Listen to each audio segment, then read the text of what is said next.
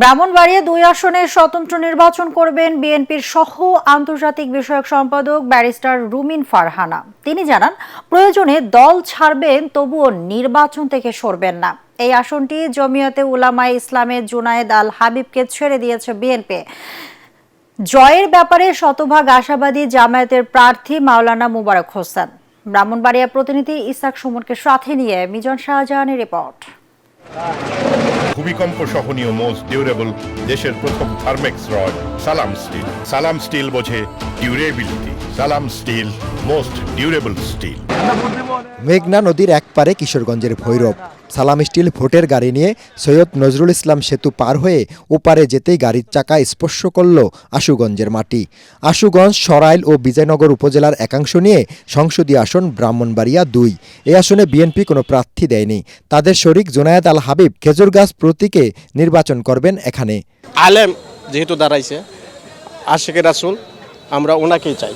জুটের থেকে যেহেতু নির্বাচন দিছে, যেহেতু দলতে দিছে না, যেহেতু যোগ্য প্রার্থী দেখে আমরা ভোট দেব। দল মনোনয়ন না দিলেও স্বতন্ত্র নির্বাচন করবেন সংরক্ষিত আসনের সাবেক সংসদ সদস্য বিএনপি নেতা ব্যারিস্টার রুমিন ফারহানা। দল দলের মতন করে তাদের সিদ্ধান্ত নেবে, আমি আমার সিদ্ধান্ত আমার মতো করে নেব। আমি আমার নেতা কর্মীদের সঙ্গে কথা বলবো, তারা যদি বলে তাহলে আমি সেই পথে যাব, তবে নির্বাচন আমি করব। তবে আশুগঞ্জ উপজেলা বিএনপির সভাপতি শাহজাহান সিরাজ জানান, তাদের আসনে ব্যালট পেপারে ধানের শীষ থাকবে না। তারা খেজুর গাছের পক্ষেই কাজ করবেন। দলের সিদ্ধান্তই চূড়ান্ত আমরা মনে করি। দেশনায়ক জনাব তারেক রহমান দেশের সার্বিক অবস্থার কথা বিবেচনা করে জোটকে আসনটা ছেড়ে দিয়েছেন। দেশনায়ক জনাব তারেক রহমানের এই সিদ্ধান্তকে গ্রহণ করে নিয়েছে। ব্রাহ্মণবাড়িয়া ২ আসনে দাঁড়িপাল্লার প্রার্থী জেলা জামাতের আমির মাওলানা মোবারক হোসেন। ৫ বছরে এই ৫৫ বছরের যে গ্যাপগুলি, অবহেলিত সংখ্যাটা বাদ দিয়ে এলাকার জনমানুষের চাহিদা পূরণ হওয়া সক্ষম হবে ইনশাআল্লাহ। আশুগঞ্জে মেঘনা নদীর তীরে ধানের বিশাল পাইকারি বাজার। হাওড়া অঞ্চলের এসব ধান ৪ শতাধিক অটোমেটিক রাইস মিলে সিদ্ধ হয়ে ১৫ ঘন্টায় চালে রূপান্তরিত হচ্ছে। ব্রাহ্মণবাড়িয়া ২ আসনের সবচেয়ে গুরুত্বপূর্ণ উপজেলা বলা হয় আশুগঞ্জকে। এখানে ১১টি বিদ্যুৎ কেন্দ্র রয়েছে একটি সার কারখানা। এছাড়া এটি একটি গুরুত্বপূর্ণ নদী বন্দর।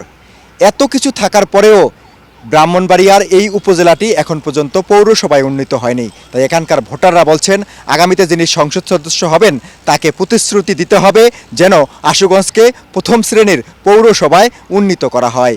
মিজান শাহজাহান, এটিএন বাংলা, আশুগঞ্জ, ব্রাহ্মণবাড়িয়া।